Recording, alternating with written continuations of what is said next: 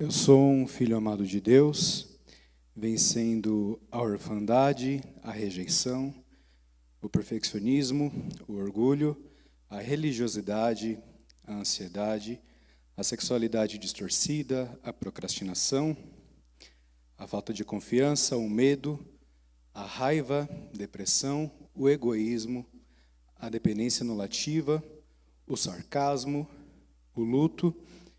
E o meu nome é Felipe. A minha gestação ocorreu quando os meus pais já eram relativamente mais velhos e já haviam tido 5 filhos antes de mim. Devido a inúmeros fatores, o meu nascimento não foi planejado. A gestação foi ocorrendo de forma saudável e, por necessidade da minha avó, minha mãe precisa se mudar para a Bahia, acompanhada dos meus irmãos, enquanto meu pai precisou ficar em São Paulo por causa do trabalho. A distância e toda essa responsabilidade geraram um desgaste emocional em minha mãe, que precisava cuidar da minha avó e dos meus irmãos, resultando, inclusive, na falta do meu registro de nascimento, que foi realizado somente um mês após eu nascer, e então eu receber também um nome, pois eu ainda não o tinha. O primeiro contato com o meu pai ocorreu somente depois de um pouco mais de 2 anos, quando ele voltou para a Bahia para nos buscar. As minhas primeiras lembranças são marcadas pelas visitas às casas dos nossos parentes e de suas visitas a nós, que eram sempre cheias de muita brincadeira e diversão. Me lembro também das festas e churrascos que eram feitos entre os nossos vizinhos, sempre com muita música, comida e zoação. Esse período também foi marcado com memórias de briga, pois morávamos em uma casa que dividia o quintal com outras famílias. Então, quando as brigas e discussões não eram dentro da minha casa, eram na casa dos vizinhos. Nessa época também, o meu pai bebia bastante, a ponto de passar muito tempo fora de casa, indo do trabalho direto para o bar ou vice-versa. Me recordo de encontrá-lo bêbado e caído na calçada de um bar próximo de casa, e também de uma noite em que estava havendo festa junina na rua, um dos meus vizinhos pediu para eu ajudar o meu pai para ir para casa, e quando eu fui vê-lo, ele estava todo vomitado. As lembranças que eu possuo dele nessa fase se resumem a ele estar sempre fora de casa, fosse por causa do trabalho ou por estar num bar. E quando sempre em casa, bêbado ou bravo. Sempre discutindo com minha mãe, como numa das tardes, que em muitas dessas discussões, em uma das muitas discussões, enquanto ele se arrumava para o trabalho, a briga aumentou ao ponto dele jogar a bota dele para acertar na minha mãe, mas ela conseguiu se desviar a tempo. Nesse mesmo período, em meados dos meus 5 anos de idade, e um tempo após eu ser vítima de algumas brincadeiras, que somente depois eu descobri que eram abusos sexuais e agressões emocionais, eu fui convidado por uma amiga para irmos numa escola bíblica dominical, onde eu fui tocado pela primeira vez pelo Espírito Santo. E então aceitei a Jesus e com 11 anos me batizei, permanecendo na igreja até hoje. A situação financeira da minha família era nem de perto saudável. Morávamos de aluguel, sempre em casas minúsculas para uma família tão grande. Dividíamos cama, roupa, tudo.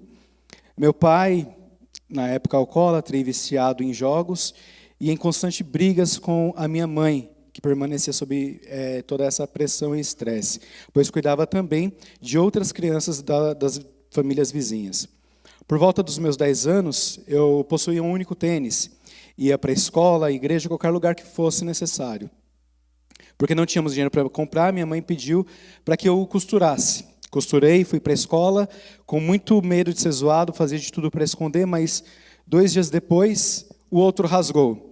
E aí foi quando eu sofri uma zoação, em que o menino viu e contou para todo mundo, e todo mundo ficou me zoando.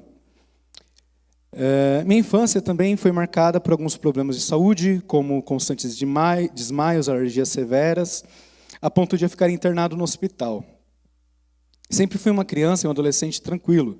Não fui rebelde em nenhuma dessas fases, nem me envolvi com álcool, drogas ou pornografia. A maioria das minhas amizades eram de igreja e com os vizinhos. Tinha uma boa autoimagem e gostava sempre de ficar mudando de corte de cabelo, mas sempre com a autorização dos meus pais. Já tinha um conceito a respeito de Deus e o relacionamento com Ele e participava ativamente dos ministérios e das atividades da igreja. Sempre entendi Deus como um pai, mas nunca compreendi qual seria a nossa função nesse relacionamento, a não ser dele dar ordens e eu executá-las. As minhas orações sempre baseadas em agradecimentos, pedidos e exaltação de quem Ele era. Um comportamento bastante religioso que eu só vim compreender mais tarde que era reflexo da minha experiência paterna. Desde cedo já gostava de administrar o meu dinheiro. Juntava latinhas e vendia no ferro velho. Trabalhava como ajudante de pedreiro, lava rápido, etc. Nos relacionamentos sempre mantive barreiras por questões que considerava íntimas e pessoais, não me permitindo aprofundar muitas relações. Percebia que as pessoas sempre colocavam muita expectativa em mim, por não ter experimentado uma vida de pecado, fazia com que eu me sentisse na responsabilidade de atender essas expectativas e ser perfeito em tudo, fazendo com que eu desenvolvesse o perfeccionismo, que nada mais é do que um orgulho disfarçado. Meus namoros eram sem supervisão, e o tempo e as experiências de relacionamentos que tive me levaram a não esperar pelo casamento. Como minha vida acontecia principalmente na igreja, não me envolvi com várias questões, como já citado. Apesar de amar a igreja e as atividades congregacionais, um dos traumas que me afetaram gravemente ocorreu dentro da igreja. Nesse período também, outro trauma de saúde que aconteceu foi quando, por um suplemento que eu estava tomando, os meus hormônios sofreram alteração e eu comecei a desenvolver muitas acnes no meu rosto. Passei de tudo para poder eliminá-las, mas sem resultado. Isso foi gerando uma autoimagem muito destruída, a ponto de eu não querer mais me olhar no espelho, tinha dificuldade para me aceitar e chorava muito e falava com Deus o porquê de tudo aquilo que está acontecendo. Trago as cicatrizes até hoje em meu rosto e ainda não é fácil me olhar no espelho e me achar bonito, já que a pior marca ficou na autoestima. Ainda sinto insegurança, mas consigo me relacionar muito mais fácil hoje. Antes mesmo de eu, aos 22 anos aproximadamente, recebi um convite para me mudar para a Bahia, trabalhar ministerialmente com a igreja, e mais uma vez passei por um traumas dentro da igreja. Na Bahia, após o traumático período de adaptação e os meus relacionamentos também, esse período fez com que eu desenvolvesse um pouco mais de insegurança, não querer servir a Deus no ministério, e só depois de muito tempo que Deus insistindo e conversas entre os meus amigos e pastores, voltando às atividades, entendi de Deus que era momento de eu encontrar procurar um novo destino. E com isso, fui servir mais uma vez em missões, dessa vez numa das bases da Jocum. Servi a Deus, fiz várias viagens missionárias, aprendi muito, desenvolvi o meu ministério e por volta, mais ou menos no finalzinho do tempo em que eu estava, decido voltar para São Paulo. Assim que eu chego em São Paulo, poucas semanas depois, o meu pai ele sofre um AVC. Me recordo que eu havia tido esse sonho enquanto estava na base. Durante esse período, a agitação na minha casa foi bastante longa.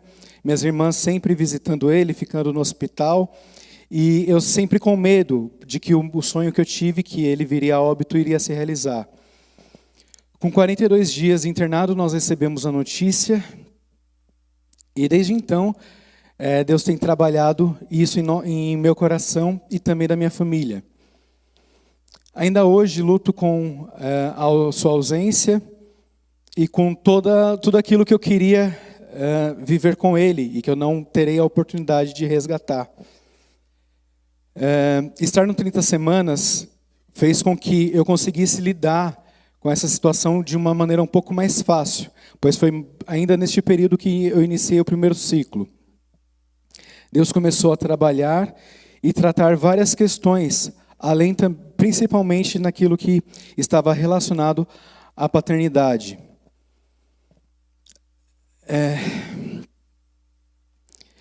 Enfim, durante todo esse tempo, tenho lutado contra o luto, contra a orfandade.